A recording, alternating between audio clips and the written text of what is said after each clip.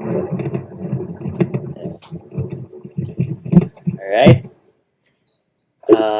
Hi guys.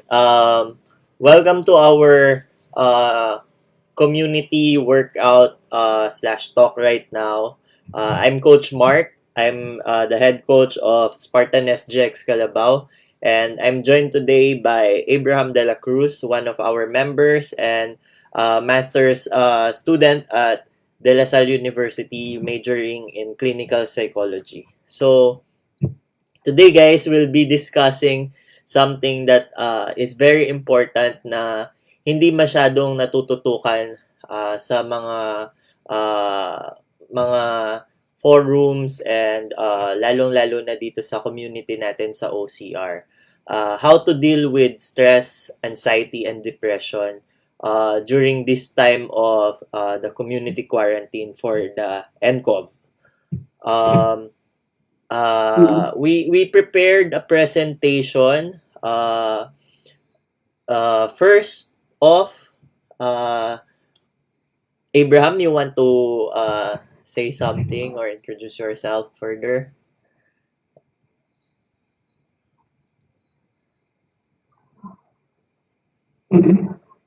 Hi. Hello? Yeah. Hi. Ayun. Sure. It's okay. Ayun. Yes. So we will move on with our presentation. The first part of our presentation is discussing the difference of stress, anxiety, and depression. Ayan. So, wala daw yung audio? Wait lang. Nawala yung audio. Sorry. Ayan na. Dinig nyo na ba kami?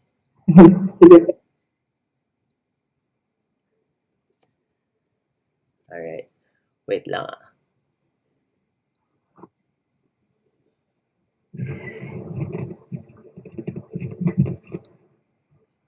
Hello? Hi. Hello? Yes. Ayun.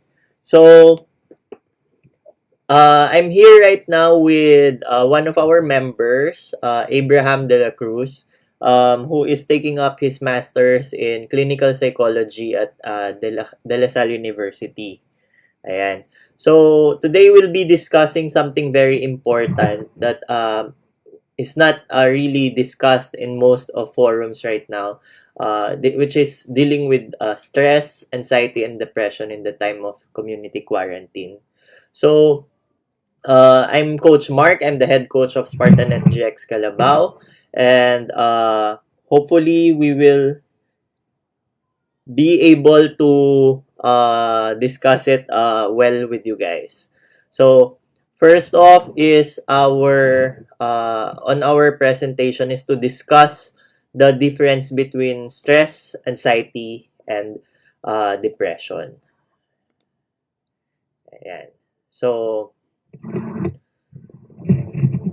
So, so for stress, anxiety, depression, usually, ito yung mga common na nararamdaman or na-experience ng isang tao if naka-experience siya ng isang hindi magandang pangyayari. So, just to give you lang kung ano yung differences ng stress, anxiety, or depression. So, first, stress, ito yung confronted ka ng isang changes or adjustment. So dito gumagana yung fight or flight techniques natin.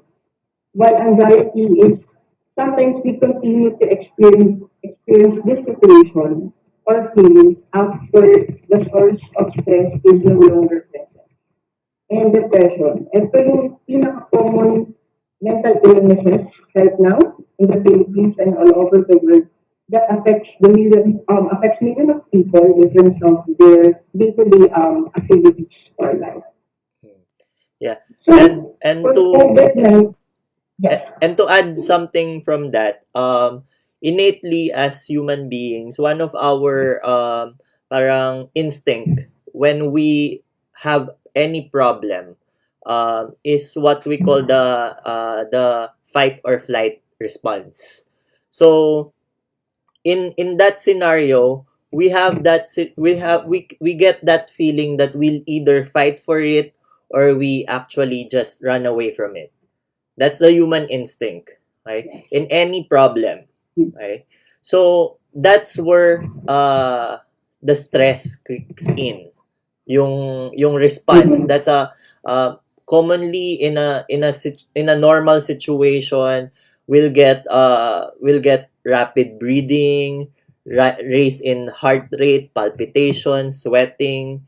So things that are not familiar with us, if we're put into that place, like public speaking, be it going on an embarrassing social encounter, or meron tayong mga life-threatening scares, yun yung nagkakos ng stress sa atin.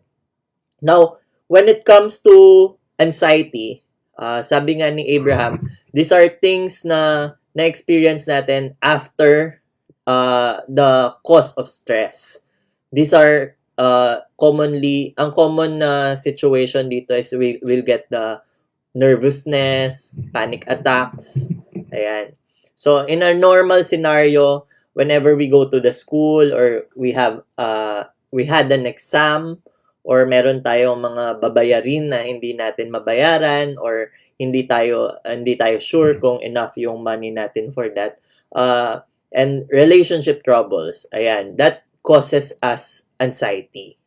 Now, the difference between stress, anxiety, and depression, with depression naman, is that there's no particular um, na parang symptoms na matatawag natin when it comes to depression. Depression kasi, you can never tell who is depressed. But most of the time, it includes heavy sadness, the heavy feeling, yung lack of motivation, something that you can actually do every day, but you don't do it. Or, for example, may work ka, or you have parang assignments or workloads, hindi mo magawa kahit napakasimple lang nila. That's a common example of depression. The feeling of futility or pessimism, yung tipong you've lost it na. So those are common symptoms of depression, which is a very common mental illness. It affects a lot of people nowadays, and you'll never know who has it. Now, some common cause of depression are stress, hormonal imbalance, genetics, trauma, and substance abuse. Of course, these are all things that may happen on a regular basis. But right now, it's becoming more apparent because of a situation that we are in right now. The COVID-19 or the NCOV. Ayan. So, just to discuss and to add yung for Abraham to further elaborate later. Kasi sabi natin kanina, meron tayong tinatawag na fight or flight na instinct. Okay? So, because of NCOV, because it's not something that you can actually fight from, or flight or run away from, lalo tayo nagiging anxious and depressed. It's a enemy that we can't see. Hindi natin siya nakikita, hindi natin siya kayang suntukin, hindi natin siya kayang takbuhan. So it's a new scenario. We were put in a new scenario where our mental health is challenged talaga because of this. And Abraham, you were discussing something a while ago, yung sinasabi mong cabin fever. Ayun. So, basically, parang just to give you an idea lang kung ano yung cabin fever syndrome. So, it's a syndrome that is originated to seasonal affective disorder. So, usually, yun yung feeling na or syndrome na rooted sa intense isolation that may reach the level of specific phobia. So most of us feel this way, having fever syndrome, since ilang weeks na tayo nag-quarantine. We are in an enhanced community quarantine and lahat tayo ay isolated sa ating mga kasama sa bahay, ay sa labas, mga workmates natin, naka-stay lang tayo sa bahay natin, wala tayong masyado ginagawa. And it forms a syndrome, which is called cabin fever syndrome. So, paano ba natin malalaman kung makaka-experience ba tayo ng cabin fever syndrome? So, usually, it's a combination of anxiety, stress, as well as depression. Pero mas fitting siya ngayon since lahat tayo isolated, nasa quarantine tayo. So, ito yung mga symptoms or paano natin malalaman na nakaka-experience tayo ng cabin fever syndrome. So, first, nandito yung feeling ng restlessness.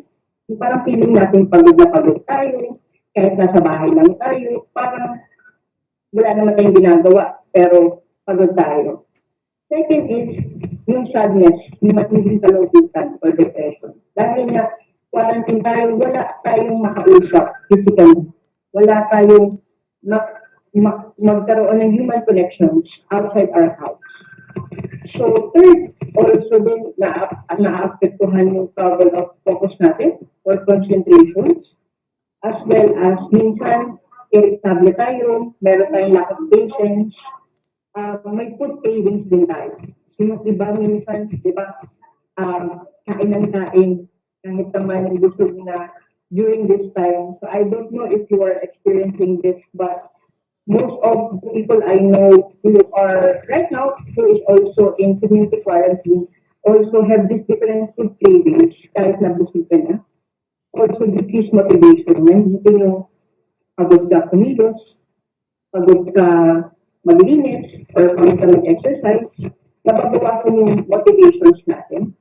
Also, andito yung social isolation. So, ibig sabihin ng social isolation, hindi ka masyado nakikipag-usap sa parents mo or sa family mo. Parang nire-neglect mo sila, ina-isolate mo yung sarili mo, at alam mo may kasama ka sa bahay. Then third, difficulty waking up. So, minsan, ang tagal mo nang matulog or hindi ka magising-gising the usual body clock mo or hindi kaya frequent natin. So, lagi kang inaantok, lagi kang natutulog. Also, feeling of hopelessness. Dahil na lang sinabi ko, it's a mix or combination of stress, anxiety, and depression. So, dito nagkakaroon tayo ng hopelessness na parang ano ba, matatakas na ba itong quarantine ito? Though yung government natin, they mentioned to us that on April 15, everything will be lifted. But still, right now, hindi natin alam kung mangyayari ba talaga yun or makakatulong ba sila. So we are forming that type of feeling of hopelessness. Also, changes in weight. It can be kain ka ng kain, so it will gain more weight than your usual weight, or kaya wala kang ganang kumain, so kumakayat ka lalo. Also, inability to cope with stress. So, hindi ka na makafocus sa mga nangyayari na yun because of the situation that you're currently experiencing. But, we have activities kasi based on different researches, based on different journals, as well as the psychologists I know, they are using different activities or methods or therapy to really alleviate from stress, anxiety, depression natin, or what we call right now as cabin fever. So one evidence-based practices that we or psychologists use in alleviating these feelings or negative emotions is mindfulness activities. So, mindfulness activities. I-discuss ko lang what is mindfulness. So, basically, mindfulness comes from where you are right now. Kung ano yung estado mo ngayon. Kung ano yung present ngayon. And it doesn't accept the idea of overwhelming as well as over negative emotion. So, nagpo-focus siya sa sarili mo, sa present, kung ano meron kang. So, yung purpose ng mindfulness activities is first, binire-focus ka niya. Binabalik ka niya kung ano yung present, kung ano yung rational thinking. Kasi right now, di, doon nalaman natin na maka-quarantine tayo, na enhanced quarantine tayo. Sa first days natin, nandiyan yung panic eh. Nandiyan yung feeling na, paano na yung work ko, paano na yung salary ko, paano na yung family ko, or what if meron akong COVID, meron akong MCO, or paano kaya makakawa ako. So lahat yun, nag-jumble, nag-overwhelm sa information natin. And ang purpose ng mindfulness activity is to slow down that, is to alleviate that feeling of anxiety, alleviate that feeling of stress or panicking. It also helps you to reconnect with yourself, with your present self, kung ano yun. And we have different activities that really helps people to, pag kunwari nagkaroon ka na ng panic attack, you are overwhelmed by the information on social media na parang ang dami ng cases. And right now, it's actually Keeps ballooning. right? Lahat yun, it will be overwhelming to you on your end. So, ang tendency niya magpapanik ka. So, if you are feeling this, it will help you to stay or to stay your focus on the present. So, one example of mindfulness activities is a simple breathing exercise. So first, I would like to request everyone to follow what I said. Parang sabay-sabay natin gawin itong breathing exercise na to. Just so we can feel right now kung paano siya nakaka-alleviate doon sa anxiety, sa stress, sa overwhelming negative emotions na nararamdaman. So first, I would like to request everyone to sleep in a proper posture right now. Then just close your eyes. Then follow what will I say. So first, make sure that you will be counting slowly from 1 to 10. Inhale slowly through the nose as you count from 1 to 4.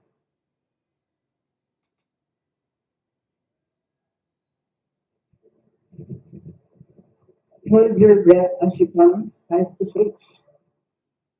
Then slowly exhale through your mouth as you count 7 to 9.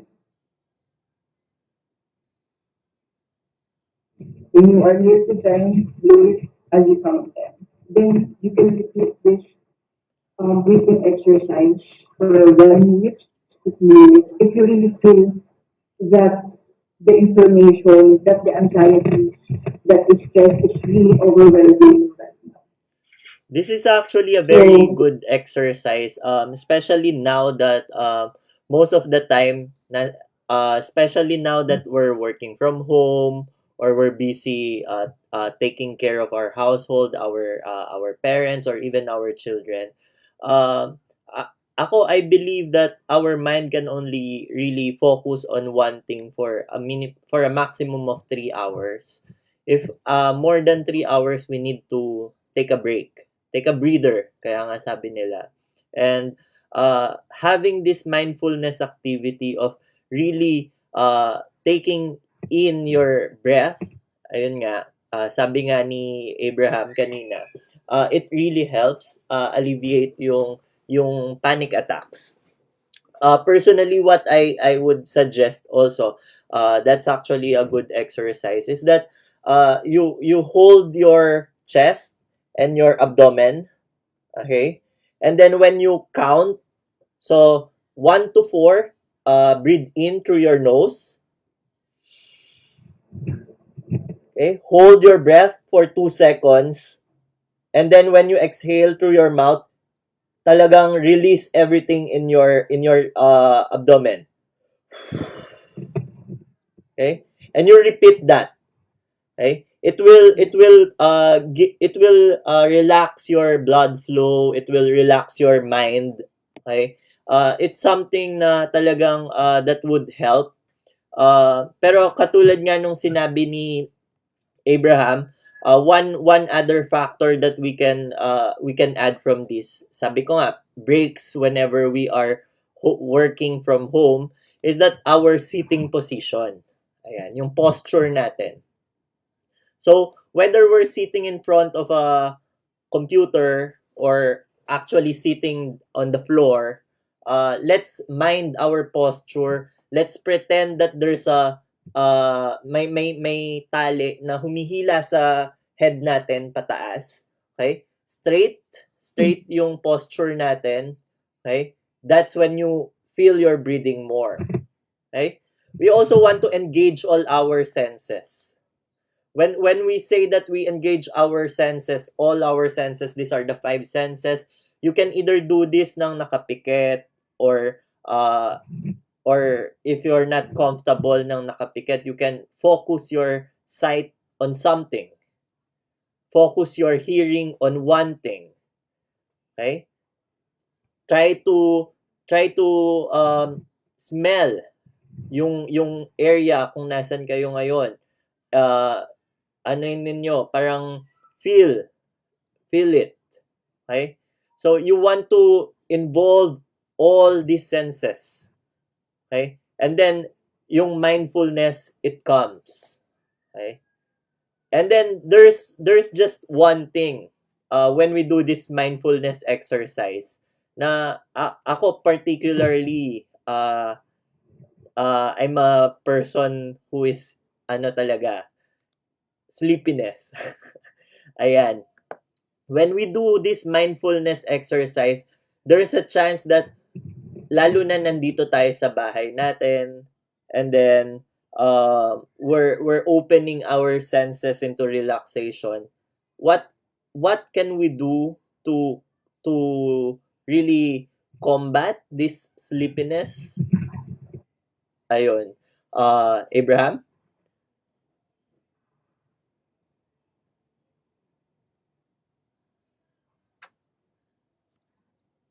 Yes? Yun. When it comes to sleepiness, yeah. Kasi if you are sleepy, you should posture yourself sitting with your eyes open.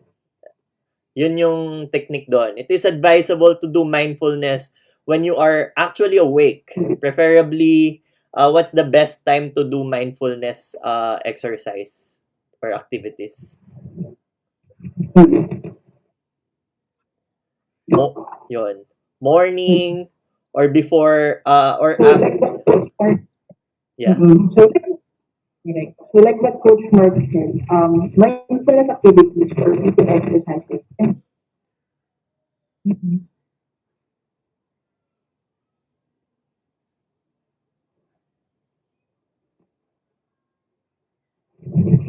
No? Yes. We can hear you. Hello? Yes. So like what Coach Marc said, breathing exercises talaga. It's appropriate when you are fully aware of yourself. So, gagawin mo siya ng hindi ka inaantok. You are fully attentive na hindi ka inaantok or hindi ka nabubor.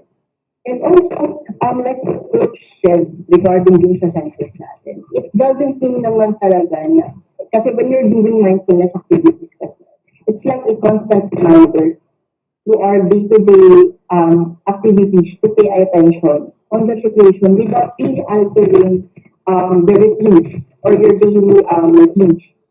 So since na due to government-mandated social distancing, naka-enhance climatic quarantine tayo, we can really practice everyday mindfulness and really breathing exercises.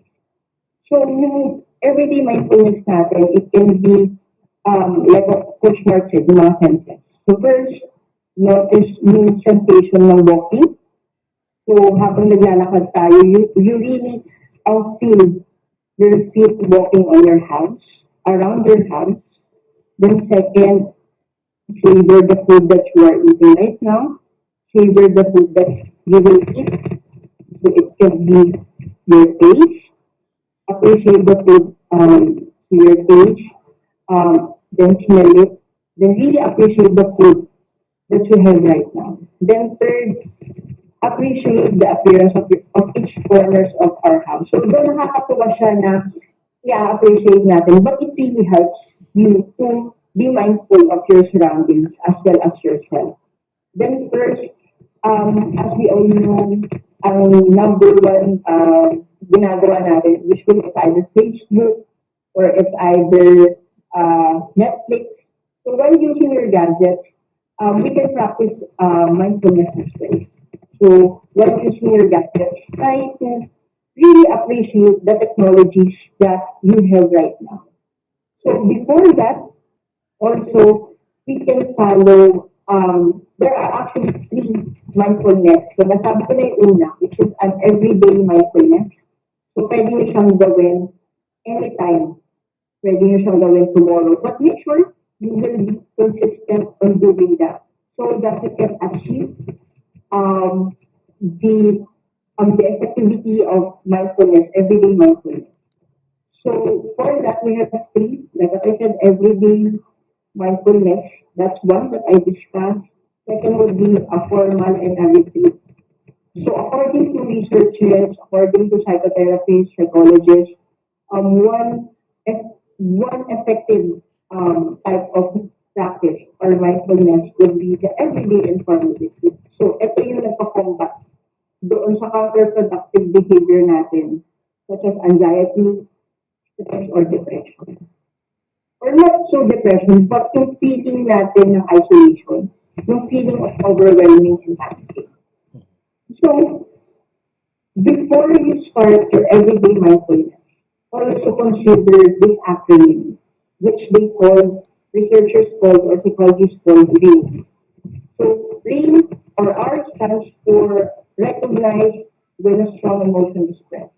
So, if you feel na meron kang nararamdaman na panic or stress or overwhelming of emotions mo because of the things that is happening right now in our society, recognize that emotion. It's part of mindfulness then, is to recognize your current emotion right now. Also, letter 8 would be allow or acknowledge that it is there. So after you recognize that you have, let's say, a feeling of hopelessness, a feeling of isolation, or a negative emotion output, acknowledge that you have that on your mind, or that you are experiencing that right now. Then investigate. Investigate mo yung parts mo, such as your eyes, your mouth. Investigate your body parts as well as your emotions. And kung ano yung iniisip nyo on that very moment. The letter N would be not-identify with whatever is there. So, hindi nyo siya, pag nag-mindfulness kayo, hindi kayo nag-identification. Meron akong ganitong feeling. Meron akong ganyan nararamdaman. Or, meron akong ganyan feeling. But, you first recognize that, alam mo lang siya, investigate, then huwag mo siyang i-identify kung ano yun. Hayaan mo lang kung ano nangyari. Kung ano yung nararamdaman mo ngayon present. Kasi it's one aspect as well as mindfulness. It's the acceptance of what you are currently experiencing, of what you are currently thinking, of what you are currently doing right now. Then, after you do the acronyms, you can probably do, like what I said, the everyday mindfulness. Or after you do the ring, you can do breathing exercises. Once na-recognize nyo yung strong emotion or negative emotions na yun, then na-acknowledge na siya, inalaw nyo na siya. Then investigate na rin yung body, yung emotions nyo or thoughts. As well as, hindi nyo siya in-identify, but recognize nyo lang na meron kayong ganun nararamdaman. After that, you can use breathing exercises for up to 3 to 5 minutes. And it will work out since ang nangyayari kasi is ina-acknowledge mo yung negative emotions mo. So, ina-identify mo, meron akong ganito. So, ang mangyayari, automatic yun, mapipil mo na parang gumagaan yung pakiramdam mo when you are doing this mindfulness activity. Na parang nababawasan yung bigat. Kasi usually, di ba tayo pag panic, ang bigat ng pakiramdam natin or hindi tayo makaina. Kaya ang mindfulness is number one or basic for niyan is breathing.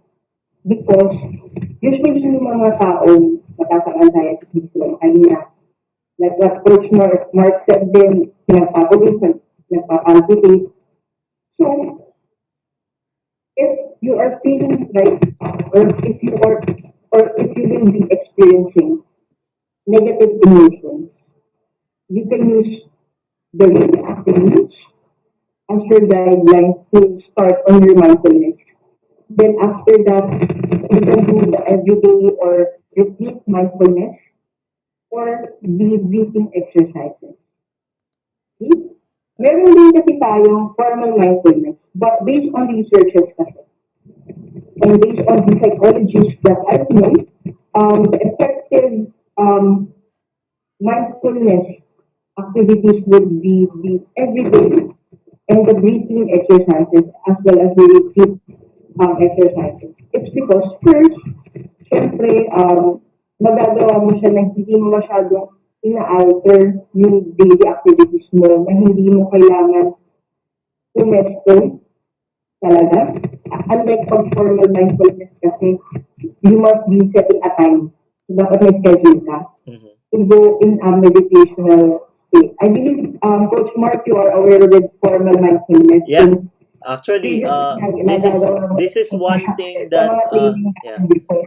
This is one thing also that we want to advocate, not only in Calabao but with all of the coaches in OCR also. Kasi as much as possible, we encourage OCR coaches in Obstacle Central and at Spartan SGX Calabao to practice formal mindfulness activities as cool down, because it really helps people uh, connect to to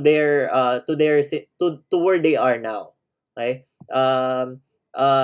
Because as you know, ang sabi ko nga lagi, ang OCR, it's not just Spartan is not just a brand. OCR is not just a sport. It's a lifestyle. And it's a holistic lifestyle that really changes you, not just your body but also your mindset. Ayun. So that's why we really encourage everyone to integrate formal mindfulness activities even with the online workouts that we do right now as cool downs. This is also important. Ayun.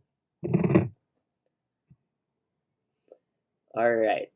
So the next part of our discussion is to give you some daily strategies to combat these mental health issues that we have for COVID. Um, we have 8 particular scenarios as discussed by NCAA actually. First one is the workspace. We are working from home right now, most of us.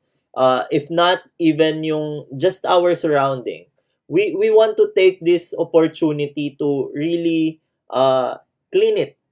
Not just because of NCOV and all that, but when you declutter your environment, you declutter your mind also. Ayun. Um, the next part is routine. Okay? So, one thing that is being encouraged also is to write down a journal, okay? So that you will know, pwede mong balikan what did you do that made you happy a few days ago, or what did you do that made you sad, anong kinain mo, things like that. It helps to create a routine. You create and follow a daily routine of physical activities, work schedule, and regular sleep. Even if we're just at home, it's important na you work at a specific period of time lang.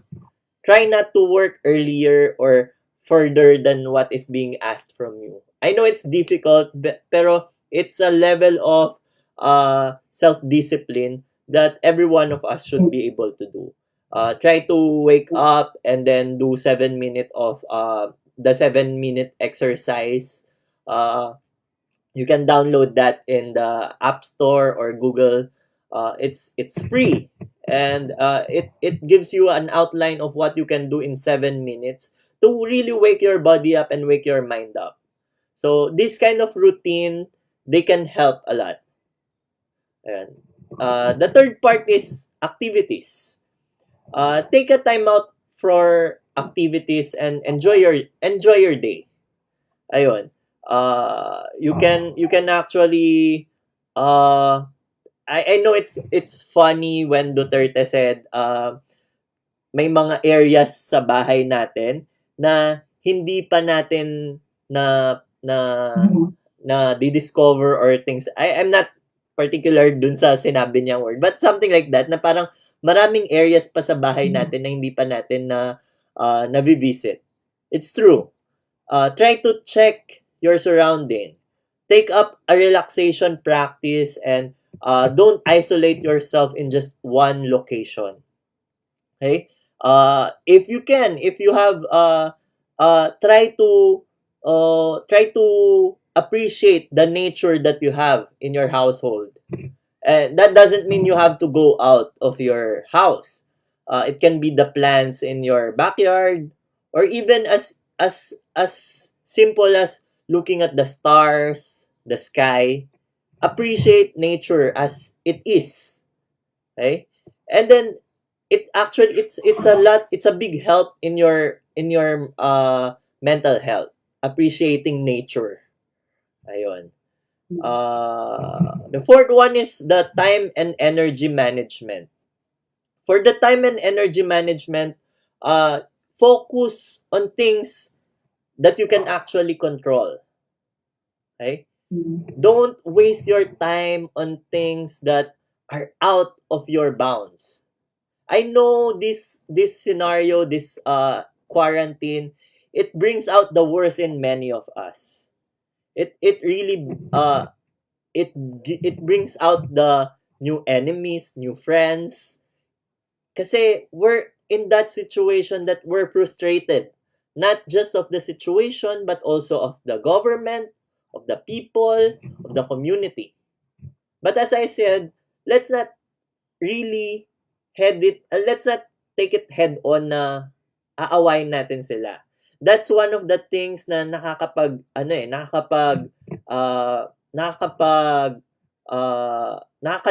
sa mental health issues natin. Tackling things that we don't have control over. And this includes other people. We can't control other people's mind. We may talk to them, but change their mind, we may not. Okay? But that's beyond us. So, try to focus on things that are in your control. And plan what you can do. Okay? That goes on time and energy management. The fifth thing, yeah. Just to add lang po more, dun siya focus on the things you can control as well as plan for what you can. So, in focus on the things that you control, usually ito yung feeling, like what Coach Marc said na, frustrated tayo sa government kung ano na ba yung mangyayari sa atin after April 15. Yung mga things na hindi, dapat i-identify muna natin kung ano yung mga scenario na hindi natin makakontrol during this time. So, ito yung number of days, number of cases, number of deaths, number of recovery. Ito yung hindi natin makakontrol right now, as well as yung decision ng government kung paano nila, kung ano yung intervention nila during this quarantine period. Yung mga things na usually yun yung nag-overwhelm sa atin. Kasi it's either sinesearch natin sa internet, tinitignan natin sa internet, or kaya buong araw, yun yung sinesearch natin, nauubos ng oras natin. But, try to focus on the things that you can control. Paano ba natin masasabi na control tayo on this particular situation? It's first, ano ba yung sinasabi ng DLSU natin? Usually, diba sabi nila, hand wash. So yun, you get hand wash your hands.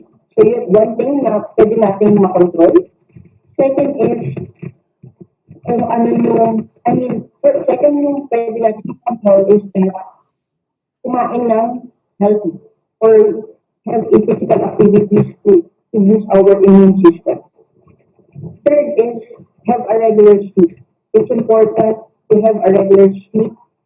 Hindi lang dahil physically, it will boost our immune system or physical body or physical health, but also it boosts our cognition, it boosts our attention, it boosts our cognitive abilities. Kasi pag kulang ang tulog mo, hindi ka talaga makakaisip ng maayos. Unlike pag 8 or 9 hours yung tulog mo, makakaisip ka ng rational, makakaisip ka kung ano yung tamang desisyon. So, yun yung mga bagay-bagay na pwede natin makontrol right now at pwede natin siyang gawin just so hindi tayo masyadong mag-focus or hindi masyadong mahirap or ma-waste yung energy natin doon sa mga bagay-bagay na hindi talaga hawak natin. So, plan for what you can. Yeah. So, if you are really feeling na parang hindi ka satisfied doon sa nangyayari talaga sa'yo, you can probably have a plan with your family. Talk with your family kung ano yung gagawin nyo on this time. Coordinate with your family. But make sure that your plan is not a perfect plan. Kasi lahat yan may mga loopholes. Just be realistic on your plan. Then after you write down your plan, you journal already your plan, then ilagay mo lang siya sa cabinet mo or huwag mo siyang babalik-balikan. Basta nasa isip mo na you have plan just in case mangyari na ganito. Just in case may mangyari na ganito. So coordinated kayo sa family mo, you are fully prepared as well. And also, minimize din yung kung overwhelming na yung nangyayari, yung information sa social media. Try to minimize watching, reading, or listening to news that really cause you to feel anxious or distressed. So, pwedeng scheduling tayo. So, pwede natin gawin is talagang wag muna tayong mag-Facebook ng ganitong oras. Bubuksan lang natin siya ng certain video. Or much better if 1 week muna mag-digital media detox. Yeah. Okay? Agree. So, Marc ulit ang mag-discuss ng next natin, which is accessibility po, like Yeah. what I said. That's actually that's part of it, accessibility and connectivity. For you have to make sure that people can access you at times na talagang they should. Like sabi ko nga, work from home, it should be 8 hours. If it's 8 to 5, 8 to 5. Okay? If it's after 5, then tell them to, respect na even if you're working from home, you've already clocked out. Okay? Accessibility doesn't mean you're removing yourself from that scenario, but you set boundaries. Connectivity, on the other hand, is making sure that as a person, you'd still do your duty in the community to connect with your friends, with your workmates. You ask them how they are, because some people just really need some other people to talk to. Yun eh. Especially those who are right now away from their family, those who can't see their family because they're serving in the front line, yung mga nasa Manila na na-lockdown or nasa province na na-lockdown, hindi sila go from one place to one place, to point A to point B. These are the people that are feeling isolated right now. And they need you.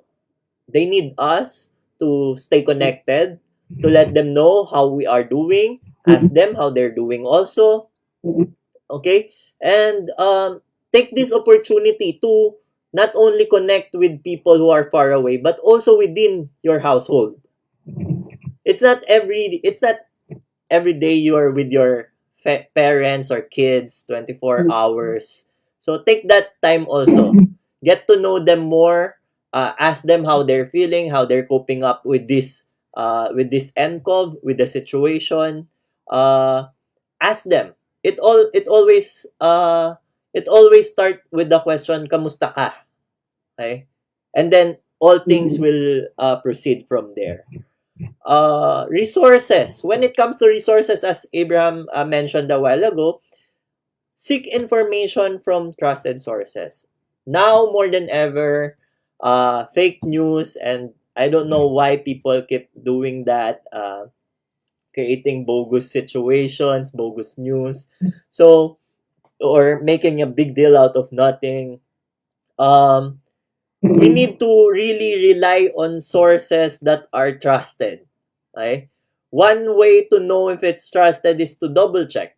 You have more than time, more the more time in the world right now. You're at home to double check, to fact check everything. Use those time, okay, to fact check. And uh, lastly, support. It's the last one here, but it's the most important one. Focus on altruistic reasons for social distancing, quarantine, or isolation that can actually help mitigate your psychological distress and help mitigate the situation that we're in right now. Okay? I know some people will say they're still running kasi wala namang tao, they're staying away from from crowded areas. But that's not the point eh. As mentioned over and over again, when we go from point A to point B, we carry the vector of the virus. And we want to lessen this. That's the reason why we're in a quarantine right now eh. So let's make it as our responsibility also to not add to the problem. Ayun. So these are some daily strategies that we can do as an individual. But we also prepared two other strategies actually. One for parents. Ayan. Parents, for those who are living with their kids or kahit hindi parents like pamangkin, um, how to do parenting in self quarantine. One is to educate them in age appropriate information. They don't know what's happening right now. They find it weird that you go to the market without them, you come home and you go directly to the bathroom. They can't hug you. You know how kids are nowadays na pag nakita ka, daddy, mommy, ganon. And they want a hug from you when you come from outside, and you can't do that because you don't want to jeopardize their health. So rather than them feeling bad, educate them. There are a lot of information right now in social media, in YouTube. Try to verify lang which one are age appropriate for the kids. And then keep routine in place pa rin. Make sure that the routine with your kids are still in place. There is still time for Facebooking, time for toys, time for play, time for studying. Okay? Don't it's not hindi siya bakasyon grande. Eh. The teachers are maybe far from them, but that means you are replacing that role as a teacher. Eh. You have to make time for the kids and become their teacher while you're doing it now. And you have to find creative ways for new activity or find new activities for them. Um, Probably play with them the way you played when you were a kid. Because right now, most of the kids, they're online eh. So, medyo pause muna tayo sa YouTube and then maybe introduce them sa mga games na ginagawa mo before when you were young. Something new. Okay? And lastly, you want to manage your own anxiety and you remain calm and reassuring in front of them. Because the more you stress, the more na nakukuha ng mga bata yung they should be stressed also. It's a domino effect. And then we also have what we call educating the vulnerable. Now, for most of us, when we were younger, tayo yung mga ginagrounded ng mga parents natin. But there is a reverse role ngayon na sila naman yung pinapagalitan natin, sila yung matigas yung ulo. We just have to educate them. Educate those vulnerable because older people right now have a higher risk for this illness. And it creates stress from them because they don't understand yung scenario. They are not like you, they are put in a place na weird for them. And this fear and anxiety of this pandemic, it's overwhelming and can cause them strong emotion. Lalo na with the news that we're hearing, it's always old people, natatamaan, and all that. So, imagine yung fear mo, it's times 3 or times 100 when it comes to them, whenever they see the news and they hear the news.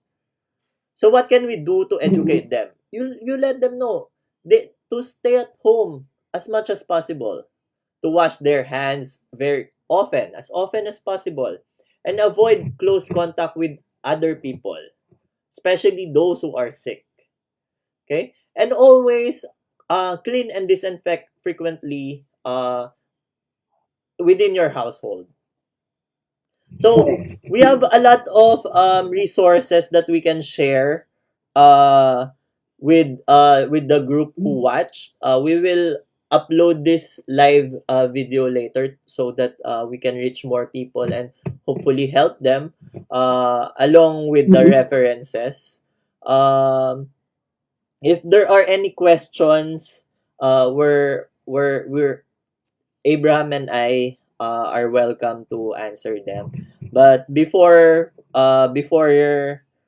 while waiting for those questions, please do know that you can always message us at SGX Calabao through our Instagram or Facebook, or email us at sgxcalabao at gmail.com. Okay? We don't have this is our parang mindset hotline. Okay? We will connect you with a coach or members that can help you if you need someone to talk to. We are more than welcome to we welcome you. Whether you're a member of Calabao or not, anything you say will be under privacy. So if you just really need someone to talk to, you can always message us. You can always email us. If you need help with dealing with your stress, your anxiety, your frustrations, or even if you're undergoing depression right now, we have our medical team, we have our medical committee, and our mindset committee to help and guide you in this situation. Ayun. So, Abraham, you want to add anything?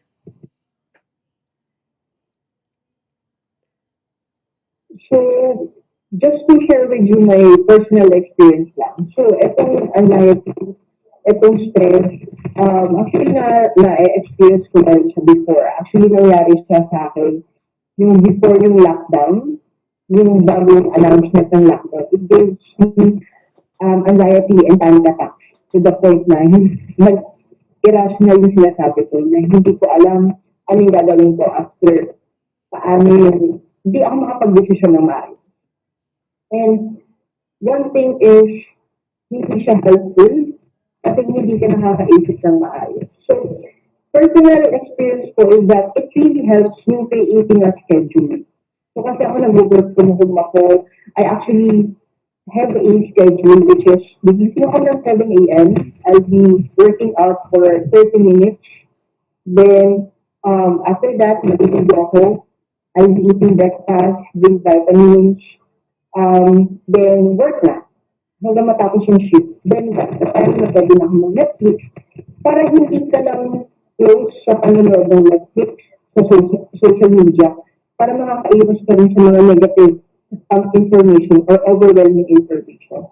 And hindi lang din siya nakakatulong sa'yo, pati sa taong nakakasama mo. Kasi once na hindi maayos ang pag-iisip mo, once na irrational yung decisions na ginagawa, it will really affect you in your family or your kids if you are a parent, as well as your relationship to other people in social media. Kasi nandiyan yung bigla kang pag sa sobrang panic attack mo, may tendency kasi tayong mga tao na pag nakakita ng about to, we will share agad eh.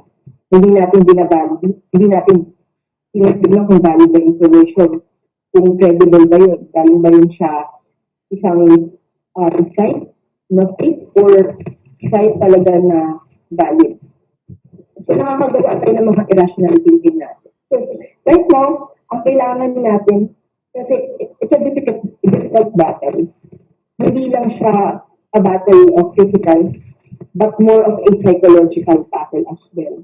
Since quarantine tayo, and yung feeling of fear na baka makuha mo yung sakit, baka makahawa ka. So it's a difficult battle. It's a difficult battle that we can work on, that we can manage if ever. Also, it's a battle that the Philippine people, us, needs to pass as service. And your family as well. So, make yourself focused para whatever happens, you are really prepared on the things on our country. So how about you, Coach Mark? You have something to share a personal experience before lockdown or few last words that we can share to our viewers, then probably makarelate din sila sa atin. Yeah. On my end, I know not every one of us are on the spectrum of religious, but it actually helps. Mindfulness and and saying a prayer. It's actually one aspect also of mindfulness.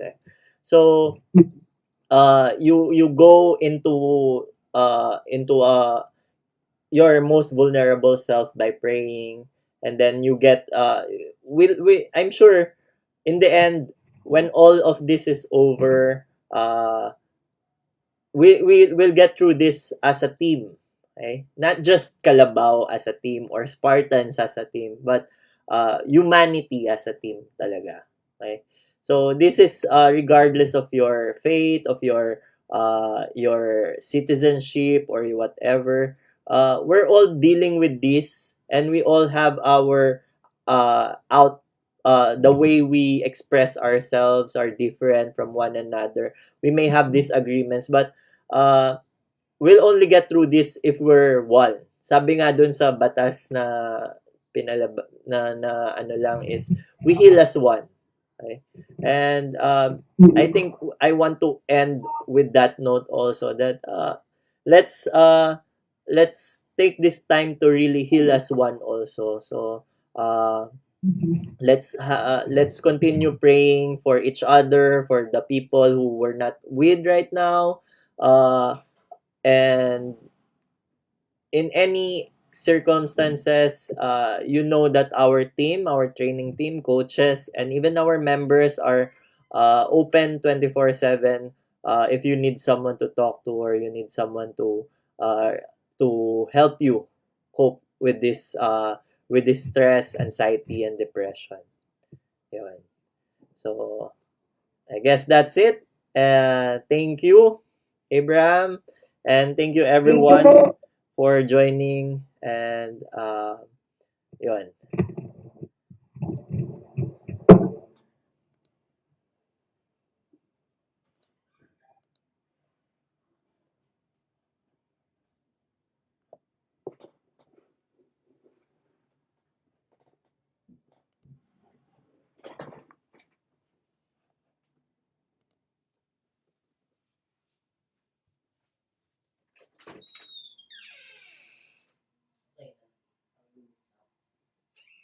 Walang questions. Hindi alam kung end. Kasi baka mamaya hindi natin